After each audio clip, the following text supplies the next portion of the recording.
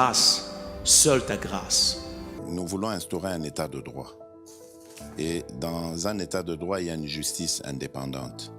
Ce n'est pas à l'individu Félix Tshisekedi de commencer à faire justice.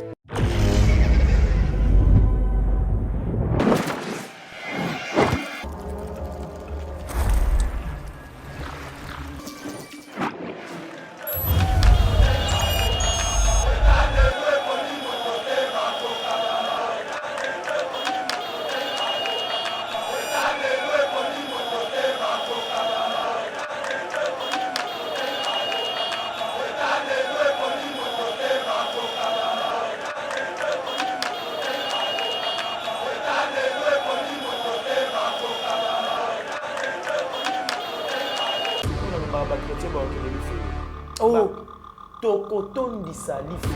Oh, ba chrétien. Soki tozaki na ba pays arabe, na yebisio moto tandi comme professeur de l'université, aza moto photo. Il a mis toute la République en difficulté au nom de ses propres intérêts. Pour Mbappé, j'aurais appris que Kanyaka est Tamboula. Ok. Au nom de Kanyaka, Andini, République.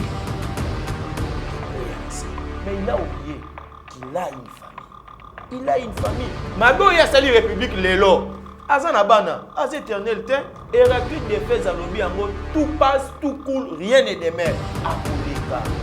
Génération écotique à l'oyaye. Et ça, génération, il y a son numéro. Nous ce soir yoki, moi nanan, il y a deux de comme son père vient en bâtiment, il a mis toute la République. Oui, et ça m'a ramené au Tikal Nango. Même na ba ministre Msubaza walelo, je kokona gentini bango mbale faut pas dire. Mutu mususoya. Tout souffrir tout ça. Tout souffrir tout ça na bango. Tout souffrir tout ça na bango basi samanda o bakende. Et puis nenge ba okende. Il faut ba nenge ba contrôle. Soki kaka ba kumisi yo. Pona musalo zo sala obandi obebisa. Ah, hygiène. Où tu as un hôtel de ville là, hôtel de ville. Au salle enquête, rapport, 0 pierre. Et nous l'acception, je comprends que l'Algérie a géré rapidement, madame. Bakunion se bat pour les là. Mbongo yo ya zan, tozo ebate. Et là on nini otoye bisa PPRD à l'époque à Yoka. Ba réclamation na biso nyonso zo tongo na tiroir. Donc bino bosa. Hey, donc soki élection ya 2023 oyo kozala mal organisé. Ba yebisa biso élection ni na Congo si esalama bien. Ferdinand Kambera ko bita solo ya ba élection na mboko. Ferdinand Kambera. Na on a le baga PPRD. Bana conseil ya kopesa congolais pona makambo de taliba élection. Ba yebi nini zana na question secret. Ba yebi toyebi batikala jamais. Les Congolais batikaki jamais pour PPR. La plupart des députés PPR on va la nommer na kata ba cuisine interne na bango. Ba ko pesa ka ba liste. Ba ko pesa ba liste, ba ko pesa ba liste. Félix aye et donc à liboso to kalilaki pour organiser l'élection kaka ya moi bien. Ya nabite ka ya bien. Le monde oh, il y a 2023 ça là ya moi bien. Donc yo moto be mina. Tolu quand même na place oyo apostilaka. Ça fait oh ah et ça na ba te belé awa ya peut perdre awa. Ba postilaka te. Ba nomaka bango ka ya nommer. Bio-Ebs Cacao est un cacao en poudre de première qualité, mêlant l'utile à l'agréable, originaire d'Afrique. Les bio-cacao possèdent des propriétés médicinales et aphrodisiaques naturelles et puissantes. Un autre cacao n'est composé d'aucun arôme artificiel, d'aucun colorant ou de conservateur. Avec de l'eau chaude, de l'eau tiède ou du lait, profitez d'un tendre goût des cacao. Avec Bio-Ebs Cacao, vous êtes assuré de retrouver une capacité physique optimale.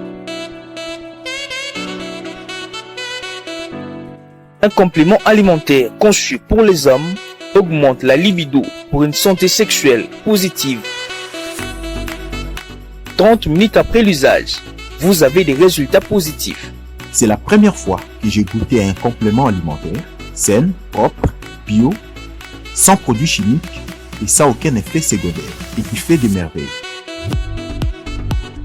Tout ce qui est écrit pour ce produit est vrai. Bienfait et pour le cœur et la morale, lutte contre l'hypertension et le diabète. En tant que médecin, je vous conseille d'utiliser. Et pour devenir distributeur, écrivez-nous sur gemsociety1@gmail.com. Nous sommes en Europe.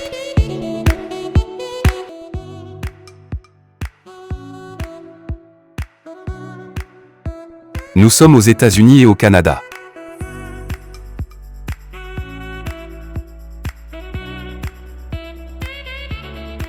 Nous sommes en Afrique.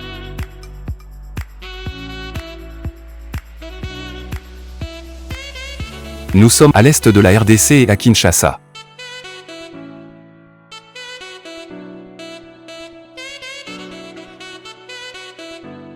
Vous pouvez passer votre commande en ligne sur notre site www.docteurmiracle.com.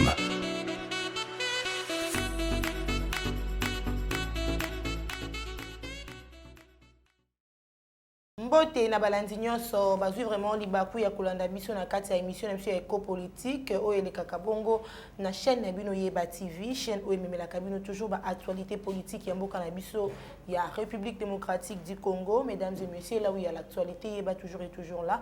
Yango tokolobela lelo ba sujet oyo esimbi bongo actualité ya mboka na biso, notamment toza vraiment na pembeni ya ba élection oyo le chef de l'État Félix Antoine Tshilombo Tshisekedi asili bongo na ko réaménager appareil judiciaire. Hier nous avons suivi bongo quelques magistrats au bazala qui bongo révoqué monsieur bazala qui promu et pourquoi pas ebele monsieur bakela qui na retraite ou on les a qui bongo décision et outi na kati ya présidence de la République où le chef d'État sili bongo ko signer ordonnance où ils allaient nommer quelques magistrats et puis ko révoquer monsieur balongwa qui na kati ya mboka na biso tokolobela ngona émission lelo tokolobela pe guerre ezali entre le vice-gouverneur de la ville-province de Kinshasa et son gouverneur Gentili Ngobila nazolobela bongo mwana mboka Jekoko Mulumba azali ko attaquer son chef Otobengaka bongo na kati ya gouvernorat ya Kinshasa. Qu'est-ce qui se passe là-bas tokolobela ngona kati ya émission na biso lelo et pourquoi pas aussi la déclaration de Ferdinand Kambere azali moko ya ba cadre ya parti PPRD parti cher ya l'ancien président de la République Joseph Kabila a Kolobaye Talobi les élections ezali pembeni a ezaki bon ezabon ba élection o ko simba ma bien parce que l'opposition o ezali les vrais opposants bazali bongo na kati ya SID ya Martin Fayulu et également na PPRD o ezali ya Joseph Kabila. Le fait que bango déjà baza na kati ya élection te ba élection ezabongo ba élection nulle tokolobela ngona kati ya émission lelo parmi ba sujet wana tozana mwana mboka Kert Lukwa Musu moko ya bande kuna biso vraiment toko ko présenter lisusu te na kati ya Yeba TV ebele déjà bomesani déjà na elongi ya Kert Lukwa Musu ndeko na biso ya Union pour la démocratie et le progrès social IDPS y est vraiment akomeka kopesa biso ba point de vue na ye na ba question tokotu na ye na moko na lelo mbote mwana mboka Kert Lukwa mbote mama biga mbote na ba nyonso bazwi libaku ya kolanda biso na pesi ba bon anniversaire na yo pe nazali lo honoré mukolo anniversaire ya yo na sala pe mission na yo donc etikali gravé na kati ya répertoire ya mikolo na ngai nazala invité na yo na mukolo yo botami nakati tant onyoso tikali nango sur terre ou vivre na kimia nzamba pesa onyoso o motema nango yo ezala ngo posa nzamba zala nzambe ya famille na yo na pesi pe ba bon rétablissement na salle en passé. Ok, voilà. À quelques jours des élections, le chef de l'État Félix Tshisekedi fait le réaménagement de l'appareil judiciaire. Plusieurs magistrats bazabongo révoqués, quelques-uns bazabongo promis et Missou Soupé bakei retraite. Na ebité mon amboka Kert Lukwa Musu. To mona ki acte oyopé avant mon amboka Joseph Kabila atika bokonzi. Américain moi ko bouger na makambo etali appareil judiciaire bile balobaka ko moi bobangi ezali to ezakaka décision normale au chef de l'État monique appareil judiciaire ezali ko marcher té selon enenga lobaki na Goma que ça ne marche pas na justice congolaise ndo moni pousser à longola bateau ba magistrat ya monique bazali compétent devant lui. Bon, la seule différence nengo outi ko évoquer au lobby et loko et salami ndete ça déjà et loko déjà tout le monde pour ceux qui pendent au Kabila ça que mais à la seule différence na biso na Kabila les années saleli biso to za déjà roloba que la justice ezo sunga Congo te etelema o eza différent na Kabila toutes les résolutions de la justice ezalaki ko plaire ye pona ye justice ezalaki malamu yango moni babiloko nyonso bane ko bima comme décision na justice ezalaki apanage na ye. Mais chez nous, c'est totalement différent. Nous avons commencé à crier, à décrier les comportements des magistrats. Le président Lobiango plusieurs fois. Lobiango na Goma, Lobiango partout, place à Tamboli.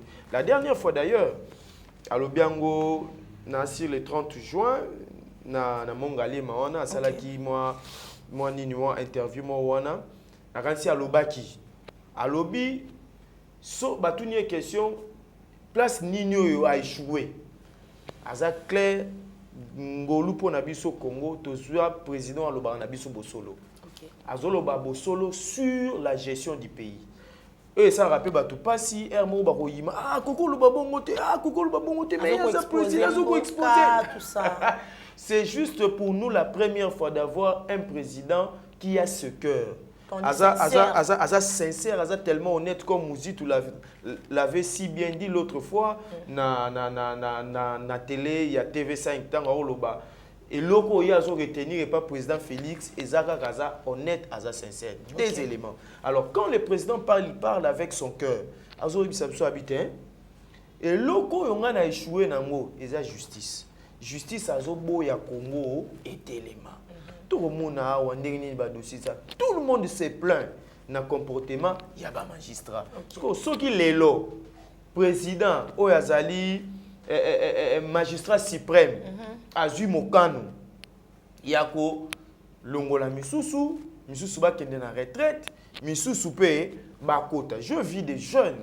J'ai vu des jeunes, on a parlé du peuple, des jeunes magistrats où Babandari déjà formation. Le président de la République, pour la première fois, lui-même, il s'est déplacé pour Aya à lancer il y a formation, il y a nouveau magistrat. Mais il peut place on a aussi beaucoup plus de choses à la kakate na ba oba ko nommer, mais le Congo attend les résultats. Voilà. Toza beaucoup plus na posa il y a des résultats pour Congo et ça maladie partout. Sukotali toza na ba problème partout. Alors, on a besoin de gens ou soit d'une génération qui viendra na mupepo yo commandant suprême azanango batelemisa mboka. Mboka nenge balobi na Bible, c'est la justice qui élève une nation. Mboka o justice na bango ezana se mboka ona eza appelé ya kolimwa. Alors nous ne voulons pas disparaître aussi longtemps. Nous avons eu un président ndetiré ezali pambole ou te panzambe. Est-ce pour dire que l'état des droits et massacre ensemble na justice? Mais quand on parle de l'état des droits, on parle de la justice. Biso to lingite justice ya deux poids deux mesures. Oyo ayibi na cité bakangiye 20 ans et ceux qui 10 ans de prison à Kassali 7 ans ou 8 ans. Oyo yo ayibi na trésor public à Koti Boloko abandi état de santé santé wa bien te nini après à que soin CPRK nini nini santé nganda nini après boyoki après quelques mois ou une année aza quitté bon to yebite place kei to yebipe vérité te si réellement ezaki nini dango to lingi sous ba justice ya bongo te justice eko chamboka mobimba difficulté ba ko talisa biso te o azalaki premier ministre a commis sénateur mabe o ya sala ki to pe de ba détournement et salama ki tanga azalaki premier ministre juridiction ya ko sambisa ezate tala nenge tala bato biso to uti kozana bango na mboko yo bato bazali ba chef ya ba appareil judiciaire na biso eko ka soni donc mutu moko nenga za ona même Yesu mukili tata na ye azaki prince ona se mukili na bango basambisa ba yoka ba condamné ye Yesu babaki ne kulusu ko baka Yesu ne kulusu ezaki décision ya justice basambisa ki ye place batunyo so ba ko ganga pesa biso Barabas biso Barabas mais oyo ya biso oyo to ebite ceux qui photo zonga na tango Yesu Po asamba tonini. Oko kape batu mususu ba ko sa elango débat, les gens des droits. Ou ko ba professeur mususu ba ko sala makelele na ba média ou mituna mais les Congolais tout ça ba problème, tout ça problème. Yé professeur wana ya droit zo tia makelele. Asala likambo a romona ndenge juridiction negoza. Et vous êtes en train de défendre des personnes oh bino bozo komisa bango ba homme fort na mabele oyo pendant que yo moko soko su problème juridiction nous a magistrat nous a juge naturel na kosambi soza na droit nyonso yo yekoli kosamba mais ndenge nini moto ya zui ba fonction étatique et l'état congolais pesi nyonso azanango na université na o nyonso ya zanango biso batuto pesi mais ba ko yebisa biso moya samba ezate yango toko yebisa na mokonza mboka to sepeli na action esalami mais bato pe ba ko ya baya parce que tout le monde a pété un banoma ka dit donné kaluba il y avait des gens va sepela qui va mona qui non avec rigueur azanango avec charisme azanango surtout na makambo etala qui procès 100 jours et qui a ko sala vraiment nous sala malamu na justice mais je vous dis la habité population qui dessus le chef ayo longola et après le long il a été remplacé par monsieur Kamuleta na habité ba ope ba ko ya est-ce que espoir ezali mon mboka carte kwa musu oyebi soki na landi bien procès 100 jours même ata koloba rigueur tout ça parce que le monsieur en question est professeur de l'université na kati pe ya université il a donné cette image là. Mais ngasko na komo banga beaucoup plus bato ba pesa ka image. Oh en réalité partant na yé, ni na komo banga. Donc mususu a travailler ka image ya ko pesa bato que lui il est sérieux. Aza muta rigueur, mais na ça sala ka cop ko lekana bato yo yebana ke basala ka cop. Ba aventurer to benga ba aventurer à la vue aussi de parce que c'est que nous avons vu. On a le baba chrétien ba okendeli felo. Oh tokotondi sali felo biso ba chrétien soki tozaki na ba pays arabe na yebisio muto totangi kombo professeur de l'université aza muto photo lapidé il a mis toute la République en difficulté au nom de ses propres intérêts pour bape j'aurais appris que Kanyaka tambola na au nom de Kanyaka andimi République Mubimba ekoyanase mais il a oublié qu'il a une famille. Il a une famille. Mabo ya sali République lelo. Azana bana, az éternel temps, Héraclite de Fès à lobby en gros, tout passe, tout coule, rien n'est de mer. Akoleka. Mais génération écotique à la yé. Et ça, génération, il y a Sony na Congo. Moutounio se sera yoki, moi nanan, il y a des données kalouba. Ah! Son père fit un aventurier, il a mis toute la République. Oui, et ça m'a ramoto tikali nango. Même na ba ministre msuba za walelo. Oh, mais ma génération royate. Bako kende. Bartoro kuta na bana bango. Non, moi je suis le fils de monsieur Kamé. Ah nani? Ah non, procès 100 jours. C'est fini. C'est fini. Otuni nani? Oh ngai mwana nani? Nani? Ah non. Bukanga lonzo. Donc voilà un peu. So batuni pe bobo sala te trop lobagak. Je suis katanga. Ah, je nani moi, je suis katanga ezaki mabe ya boma katanga. Ah! Voilà. Yango to loba na génération ekoya balamuka pour que tout mekana ko changer makambu elongo na président Félix. Voilà, autre dossier, Gentili Ngobi, la VS, Gekoko Mulumba. Tu habites Gekoko Mulumba, Ali Wazali Kokende, Ali à lire à subir même conséquences dans des Konaï ou Azaki peut vice-gouverneur à la fois passée na Katika la ville province ya Kinshasa to ezaka kandenge to koloba a ko sala ba déclaration vraie selon lui. Théâtre de chez nous. OK. On les a fait ton. Ndenge boyo ka Tomé Jéri. Yango wana o nyoso totala wana Tomé Jéri yango Gekoko na ngobela ba osela biso kuna. Ye Gekoko depuis longtemps il était où? Azaïwa. Abima qui on dit na moi makelele mo boyao. Après il y a même des ndako babuka qui bazo ko construire lisuna bandako. Te basala lote. Basala côté na ebiso na makamba ko buka basala côté. Nous avons vu des maisons. Nous avons vu des maisons où soit ba mapangu oyo batiki yango. Yebsanga musala ne suka bakata ngo peti. Ba yebsa biso finalité rapport ba pesa nani. Vraiment. babuka oui ba place au pe babuka abandonné Vraiment. Batika yango bongo nous avons vu des églises même na Matete église ça construit na balabala bobuki awa mais bozo église na katikati botiki kini marché eloko kimisi bango nyonso awa kimisi bango kini marché moko eza na lemba OK mais batu nyonso bayebi ke kini marché na Congo eza secret de polichinelle te donc kini marché wana tellement que il y a la main de l'ancien régime bosu kini marché botiki sous prétexte pour na bango ndeko ya ancien régime wana atikali homme fort.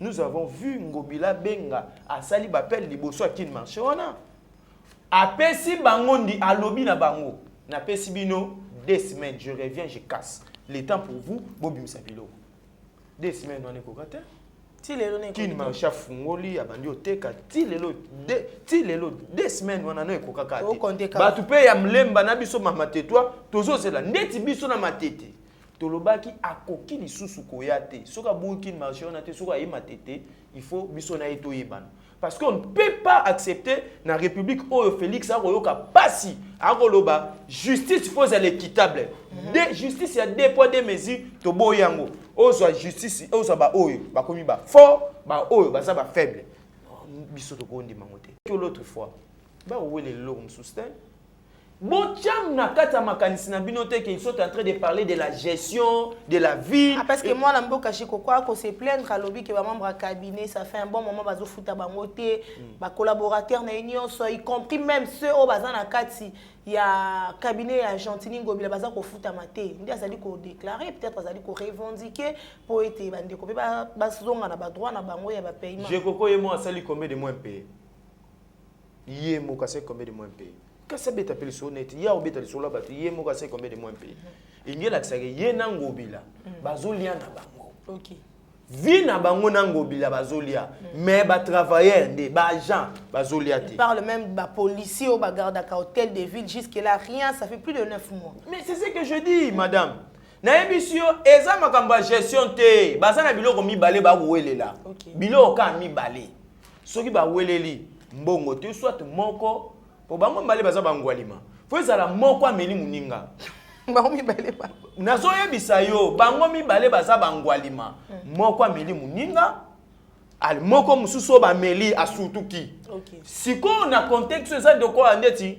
Ngobila ameli jekoko ali jekoko siko asutuki abani makelele ou soit moko na bango azinzele ya moko oh nazo yebisa yo bazaka na biloko mibale po babundela bango mibale mbongo na nzele à part wana il y a rien de la gestion de cette ville exacté Jekoko ne peut pas nous parler comme ça à brandir ba document OK honnête moi je dis aujourd'hui ba motocycliste oyo ba fout à 500 francs chaque jour ceux qui toi na 300 000 motocyclistes to kanisa to zana ba 150 millions de francs ba mbongo wana nyonso kenda wa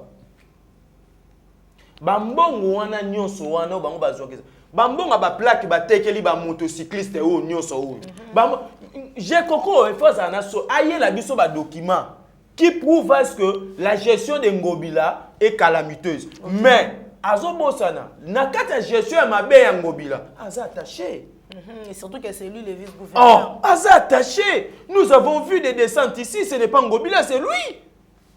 Nathan Mouana Nyonso, bazaki bien, à bon terme. Bazaki ko kabula fromage. Hein? Nenge salaga, c'est que Ngobila kangi loko mo bo boy ko pesa e, makele le bandi.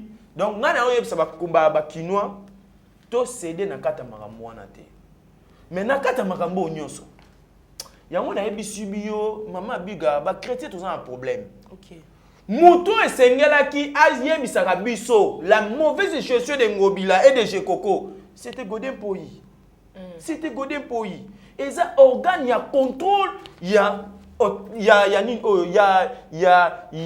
gouvernement provincial. Il pas qu'on déclaré à lobby était ba député na moto Monique a comeli le VPM de l'intérieur a conseillé été be molimo ba député na EP Et ça, et zonga, na ba droit na bango. Bon, peut qu'on a tout qui va député provinciaux, même quand on a le gouvernorat de la ville de Kinshasa. Kasi on a ébisioté. Même yé mo pe godem poyi. Banda kala na zewa. Ba kanga ki église awa. Ba kanga ba yo tchan kumba po futa rempote. Regarde les genres de pasteurs auxquels nous avons dans ces pays. Église na yo président de l'assemblée provinciale au futa no importé. Yo pona yo au komi homme fort. Comme homme fort, bah exonéré. Donc yo au longo na kata makamwana. C'est grave. Voilà pourquoi est-ce que Ngobila a profité. C'est sûr dans un monde. Ah non, bah nous sommes Ngobila a eu pasteur à tirer na poche. Entre pasteur et Ngobila, nana zasko pasteur, nana zamuta misala mabe. On se pose aujourd'hui la question. Yen Godem Poyi a tiki Ngobila ça.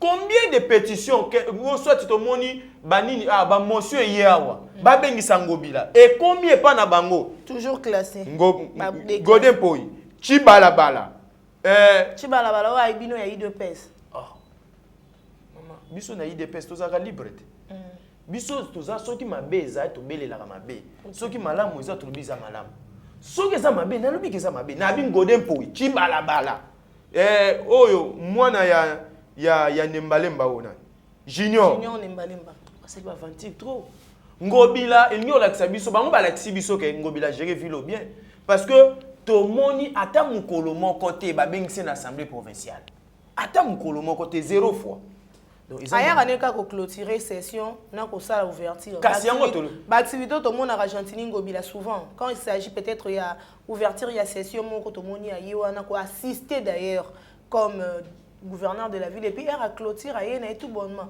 mais quand bien c'est en tout cas jusque là depuis le début tout le monde en a ndenge nini eza mbongo ya ba chinois ndenge zo salemela nde bazo kabolela biso to yebate donc neto za même na gouvernement central tout le monde a ba ministre msusu interpellé a ko expliquer ndenge nini a ko gérer secteur na ye bande ko ya union sacrée o tebi ki azana union sacrée député ya union sacrée a ko beng sa ministre union sacrée ba ko yoka ye kuna na l'Assemblée nationale et pourquoi pas le faire aussi à l'Assemblée provinciale. Est-ce que tango tangi chibala balotanye na formani po biso ne to za bona kata IDPS to zara na 0 sénateur chibala bala pe député provincial. Il n'est pas voté. Toloba nini bango nyonso 12 wana biso to yeba bango te to yebi nde to za bona ville province à Kinshasa to za na 0 député yango esala biso to za na 0 sénateur to vana na biso kimia oh msuba ba voter ki me voix tellement bimi mukie yango wana esali te bozo te yo mona te mutu msuba sala biso ba vantir alba yaka na bike filmaka nazo finance na yebiso bango alima bazana mboko oyo bango mibali nde bazo swana wana bango alima nero mbungu ya bandi makambo ya on ko baza ko ke même dossier na nero mbungu risque ya ko exécuter bango mibale moko ta olongola mususu po moko atikala bango mbale fo bakende donc Gentini na je kokona Gentini bango mbale fo bakende mais il y a 2 mois mutu mususu aya bientôt les élections que tout souffrir to ezwana to souffrir to zana bango to souffrir to zana bango basil sa mandat oyo bakende OK et puis ndenge ba okende il faut ba ndenge ba contrôle maman na ngai nzambe na ngai contrôle parlementaire moins soki kaka ba kumisi yo pona musalo zo sala obandi obebisa IGF outi wana hôtel de ville là hôtel de ville au sali enquête rapport 0 tiers ingo la exception ni je koko ke Ngobila a géré vilo malam vraiment batu nyonso ba kolela mbongo yo ya zandu tozoyeba te gestion mais comment la bande ko ba ko kumisa zandu balobi ete kuna construction très bien et ils allaient quoi avancer pas mal azumbongo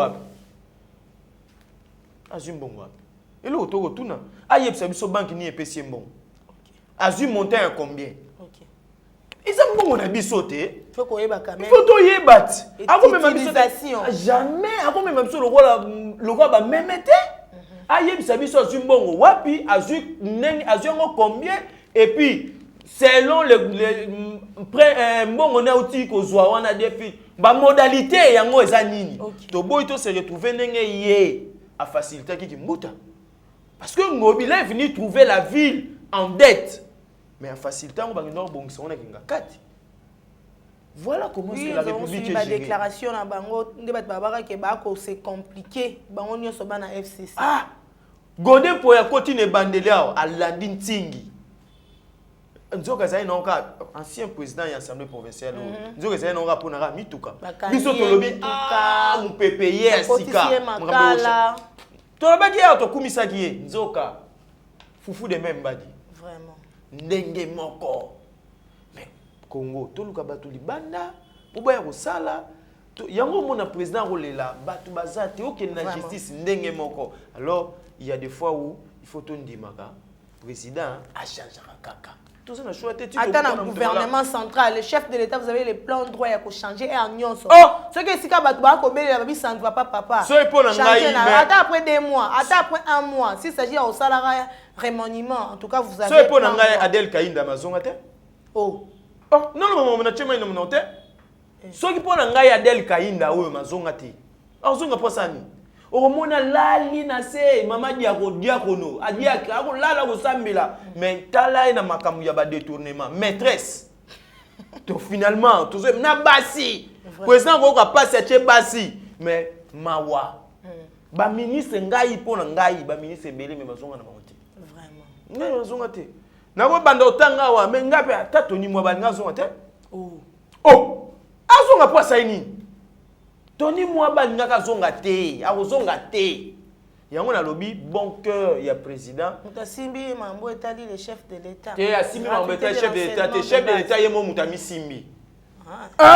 Gratuité. Simba chef de l'état. Gratuité de l'enseignement. Loko bino boko tout est là. Maman na émission chef parmi des partout, acha mambo connaît partout. Va parler na jour ya programme pour faire voir à la population congolaise que à travailler qui tellement dur dans 5 ans oyo tout ça oya bandi pe première primaire deuxième troisième quatrième cinquième primaire tant ba opé ça sous le chef de l'état mandat ya deuxième mandat atteindre sixième primaire atteindre première CE atteindre deuxième donc aux hommes qui avantage déjà ezali aux assure que Tony Mwabande mtonsa na makambo wana aux assure combien de fois azo ba problème na enseignant vraiment combien de fois azo ba problème na enseignant Tony Mwaba zoa 3 millions ba pesa et total soki comme 3 millions ba pesa ngo akendo comme ça en place total soki comme 3 millions nous avons vu à sali ba surfacturation ba surnombre na kata ba sali ya ba surveillant nous avons vu pour kaka justifier détournement na e to moni yena lingeti akobebana il y a beaucoup de ministres neti ba José Mpandana uzung sate ba José Mpandana uzung sate na to pesinga ba explication oh magicien azo bimisa azo mobiliser Nicolas Kazadi na uzung sate na uzung sate ministre de finance na uzung sate Peter Kazadi na bonomé yete ba warrior penza en tout cas pas Kert bazana te ba warrior baza ba mboyor pe baza OK et pas la mission na kata IDPS tout ça kana banjelu te tout ça pe na ba demona OK mais il y a quand même de ministres au binabilo au vendre na IDPS probité celui-là à Tazali némo ba faille mais il défend quand même combat Yves Boukulu. On vous salue notre groupe. On a tabo beti solo habité. Je suis fier de lui. Attendez na bandi bon habité. Attends expliquer nga likamute na o biso. Oh nyonso to yekolaki. Yango bimisate. Moi sincérité ya papa Ezali. Si déjà Yves n'a pas détournement. Jamais. Bon attends ba troisième fois ministre. Ah mais finalement. Troisième fois. Attends lobby to lobate. On mi to lobate, faut to loba. Yves Boukulu za ona. Avant ni na sa musa na na sincérité asa sa na mona kimia. Nanu na yo kité eloko boa détournaki. Nini beauté. Nanu te. Mais il chef à mon arae. Le chef a dit que à part jeunesse, il y a tourisme, à Tamboli peut quand même le ministère. Bah j'ai laissé Boussa na ozong sa susté. J'ai laissé Boussa zaga na ministère moko kaka. Commerce. Il a mis yende à maîtriser finalement. Commerce. Il kaka wana. Il y a 5 en place une susté kaka wana kaka. Ah et puis ya sala kuna. Et lo konino ya sala kuna. Depuis pe azo ministère ngo. Et lo koni to mona. Vraiment. Bah tout sous comme ça va monter maman biga et ça soni mais total président bazana chance bazui bazana coach ou aza mutema munene tout à fait différence na papa na biso tozana bango Félix c'est un papa de papa. Ok. Donc, différence car yangwana. Mais bah il y a la République et pèse bango chance à souka. Ceux qui va se racheter tene Jean-Baptiste Azayolo na désert. To racheter tant car les jours sont mauvais. Matali bango o za chance à souka. Après élection. To koye bana nani azanani. Voilà.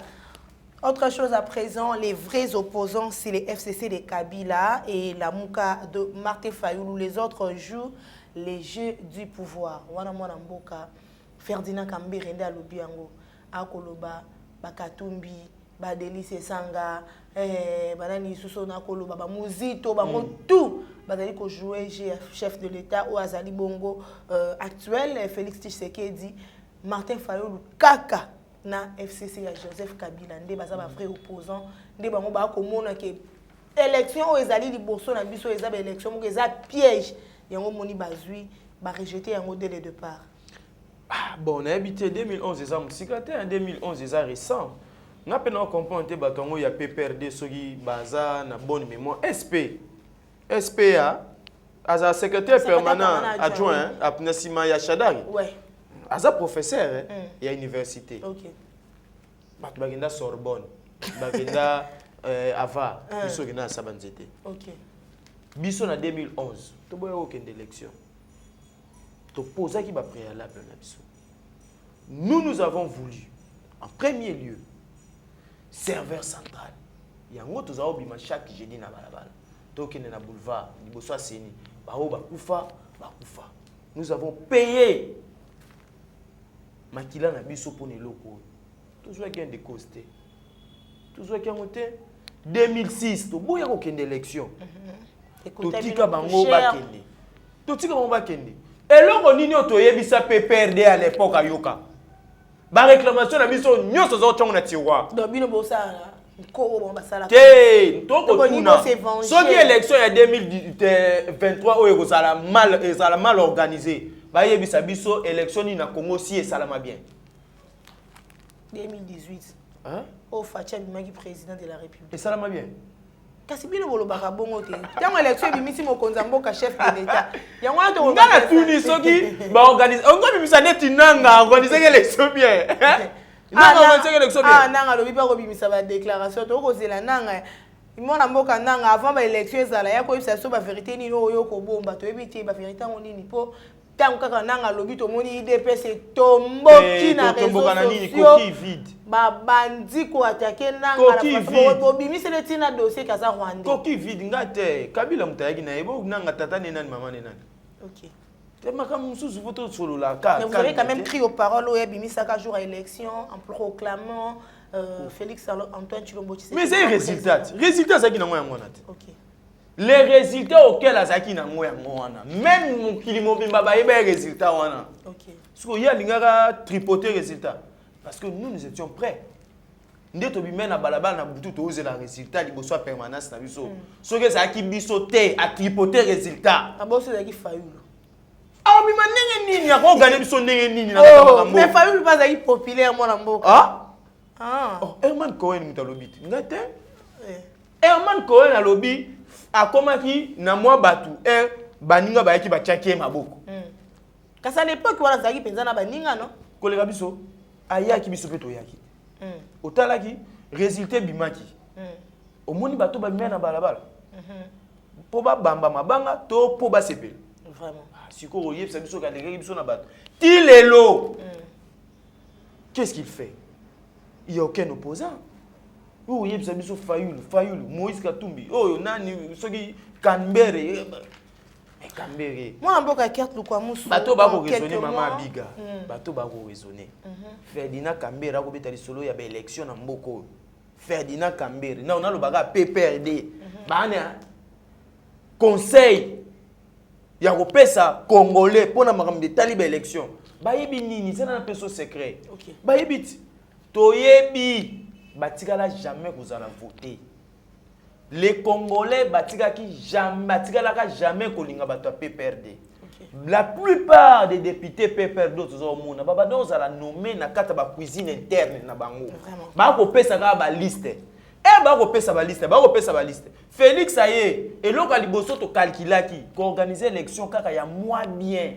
ya nabite ya bien au monde oh il y a 2023 ça là ya moi bien bato nyonso bazaka nommé bon le matin yo monto be minako to luka même na place oyo apostolaka ezate Oh. Ah, et ça n'a pas te belé à voir, il peut perdre à voir. Bah postulé à terre. Bah nous m'a bangoga ya renommé. Bah celui c'est pas pesinanga. Après nanga wana, il n'a pas honte. Azoloba mboka, le régime pays le a gouverné bien té. Ah, monsieur, na 2013 au gangaki, na 2015 au gangaki. Tant que tu vas kufa kabila ko profaner na église, azalaki wana pas gang. Quand il est en train de parler na dictature, la dictature instaurée. Ah, dictature, toi tu parles de la dictature pendant que toi tu circules calmement dans ces pays. Ok. Ozo tambolo, ozo loba. Nani oyo, même SPO, ba Fayulu a robina Nicolas podium. Na Sainte-Thérèse. Bango nyonso nde baza mutu akobeta lisolo ya dictature na mboko aza. Mutu akobeta lisolo ya dictature. Oh Félix a instauré une dictature. Mais biso toko seka to bia. Mais bato yo bazangi le discours. Félix Lelo, non seulement Bakoloba, mais a so garantir sécurité na bango. Kabila soka utambula na mboko. Ako lia, ako mela na lobi bien. Nako lia, nako mela. C'est parce que Félix levait. Oh. Ah? Donc chef de l'État d'azotika na ye azo protéger. Azotika te alingi. Moni via Kabila. Félix ndalingi. Ok. Donc soto moni abimi na balabala bo akotambola Félix ndalingi abima tambola. Azana l'aise. Soka baluki yake so papier c'est une fierté quand même pour nous en République démocratique du Congo, c'est pour la toute première fois ça quand même l'ancien président to komo na pas kotambola pour soulever la kaka oya ya remplacer oya kufi obo. Mais les autres basé sur l'élément moko bango nyonso ba koyeba te. Un ancien président ne fait plus la politique active. Tu es devenu un patrimoine pour les pays. Ok. Au commis bibliothèque, oh, ceux qui ont commis un problème, tu as la recours na yo. Il faut pas oser la tendance. Au commis patrimoine, le rôle de Kabila na avara kendaki. Il y a tant na Chine, ceux qui na Chine, il y a moi bongo bako, ceux qui na Corée, docteur. Na qui doctorat na ya sala ki ona yebite ceux qui comprendre qu'il est un patrimoine pour le pays. Ok. À sa bibliothèque, il faut vendre la kimia. Félix ceux qui a coûté une difficulté quelque part. Aussi référé na a rubenga ba kokuta na ba osolo. Quand il faut parler de la République, ba sera ba tendance nyonso ba là ici. To komo lobela awa patriotisme, la patrie. Patrie ça na couleur te. Mais président de la République, il faut longwa na couleur. Ex-président, il faut longwa na couleur. Nenge mo na président Félix lobi pa ozala ex-président. Il faut longwa na couleur politique, atika politique active pour nakati na bango eza Congo. Ceux qui banlo ba comment ça la politique active et comment tu as mis dans mon confusion. Na moni professeur mo Nyabirumu, tala na problème. Professeur Nyabirumu. Na procès moko azalaki avocat ya République. To komi na procès Matata a komi avocat ya Matata contre la République. On s'est dit mais est-ce que bato ba ko comprendre makambo? Ce qui des choses qui montent à la République, tu dois rester République. On peut changer tendance. Némona de Kabila, vous président de la République, il faut comme un repère pour Nabiso. Mais yo lingo za la repère te, o lingo le katoku misako China Rambo. Soko ye baka China Rambo te signification nango ta la film Nigeria. Et ça mutu moko bato pe perdre basakani no trop. Bako pesa chef na moko mba China Rambo. Donc mutu moko acteur moko abomaka batu donc bako benga ye sanguinaire. Moni nde makambo ke na mboko. Tu sais na Kabila avanda na ye azela politique na ndaku so président kutena difficulté le roi za bibliothèque to benga e pour to se référer na ye. Voilà, mesdames et messieurs, comme presque na souka ya émission na biso, une question vraiment et kokiko échappé. Nous avons vu les listes aux Bongo publiées par la CENI et surtout nous na compte na bino na IDPS. Parmi les candidats, il y a la candidature de mon ambo Kadia Banza Monanene qui est retenu na matete. Boza bongo ba jeune leader vraiment bo accompagner kai surtout na combat na ye na matete. Tant bongo ni penza candidature ya oya bino ya matete aza retenu et ça la ki bino ndenge ni et puis loko nini bozali ko souhaiter lobby pour na candidature wana. Seul maître à bord, parce qu'il est le seul dans 4 communes à Matete, dans la liste il y a parti. Oyo a mouillé mayo na ba élection oyo pour na kozela biso siège wana na kanisi ba élection oyo biso directement toza déjà na ba travail pour to yeba na kozwa siège moko pour concurrence ezali de part et d'autre, il y a bande comme sous, il y a ba parti mususu tout ça. Biso déjà to bandak déjà travail na biso depuis 2020-21 donc biso to pe maraté biso ça ra biso comme ça là. D'où candidature Yandeko Diabanza n'est pas retenue et ça candidature moko ya osangisa parce que nous dans notre philosophie nous avons déjà commencé à travailler avec le vieux et les jeunes du parti. Tout ça d'ailleurs beaucoup plus nous sommes rattachés na ba jeunes que le vieux. Donc candidature au maître batu et au sangisa batu nyonso quand ne tous agolo ba biso za soka ba rassembler na kata ba guerre moko boye zalaka biso tous raté. D'où les jeunes bazo trouver ba mot et pas ya Diabanza nenge moko pe ba vieux bazo trouver ba mot et pas ya Ndeko Diabanza. D'où ba jeunes pe nayebi que bozan la moi passi to komona lelo ba liste mo ndenge bimi ba tumsusu ba koloba ngai soki na koloba na linga ozala honnête par rapport à conscience na ngai. Je suis de l'IDPS mais il y a des fois ils peuvent aussi avoir raison. Ils peuvent aussi avoir raison. Tout mais quand on a au départ d'autres, même les jeunes qui sont candidats, le bon monanité, on a liste partant de notre stratégie électorale, nous to définir ça et non que la va vite. Nous sommes une famille, toyeba IDPS et kende kotrone. Surtout tigali distrait. Plan de communauté internationale contre le Congo, ça peut passer par l'IDPS. Mais je suis sûr et certain que plan de balkanisation ne peut jamais passer par l'IDPS parce que pour Congo est élément, et ça pour ça, il y a l'IDPS et le Romsousté. Et le Romsousté, ça n'est pas si de Rodéon-Koussou, liste IDPS, Congo central. Vraiment pas si na yoki. Déon Koussou, qui est ancien gouverneur. Vraiment, na habité sur à côté IDPS Mukolo. Nini, et ça va abus. À côté là, il y a un wapi. Biso recrutement, c'est les marins à cellule. Ça, c'est l'IDPS. Pyramide de renversée. Moi, si moi, na Gungu, moi, c'est Abochab, liste à IDPS. Je me pose la question, est-ce que ma Kotara. Voilà, maman, l'OSC. Nathan Ygomba Moutoute. Na lobby bien. Est-ce que ma Kotara IDPS na permanence? Ma Kotara IDPS et pas secrétaire général. Au nom de ça, nazomona biloko wana ndeza biloko photo condamné Luc de jeune photo téléma ni Amisi ni Emani ndenge se jalobaki bango nyonso mibale baza ba président na biso ya Ligue de jeunes te pour critère ko boma bango critère ya liboso ça critère âge Yves aza excellence ministre na biso ya jeunesse aza na incompatibilité aza frappé Aza na musala aza ministre lelo il ne peut pas remplir le même travail et pas na biso na kati ya mais tout le monde a kati kaka boko mais aza peut frapper na âge et pas aza sous frapper na âge normalement si on a parti na biso na Ligue des jeunes so il faut tomber ta président il y a Ligue des jeunes il faut totala Ndeko Esther Kasusu là na Ndeko Christian Loum bazaka mibale bato ba remplir nan critère wana na ngongo par rapport à âge. Par rapport à âge. OK. Donc bande comme soso ba commis déjà na ba âge avancé ba kende na. C'est wana Ligue des papas. Ligue des papas. Wana Ligue des papas. Yango moni lelo ba jeune ba osala beaucoup. Lelo ba se sentir lelo abandonné. C'est comme si nous n'avons pas un leader na Ligue de jeunes. Parce que surtout zaï na ba jeune, tu n'as tout senti que toi na ba jeune tellement que toi na ba papa. Voilà pourquoi est-ce que lelo ba jeunes sont abandonnés. Ils sont abandonnés. Toi, dans les réseaux sociaux, regarde comment est-ce que les jeunes sont en train de communiquer. Ils sont mécontents. Mais il y a un mécontentement. Et ça, la tête que nous devons supporter les décisions du parti, de la hiérarchie. Nous devons aussi nous supporter pour l'élection Oyo, to gagnango, to la majorité parlementaire.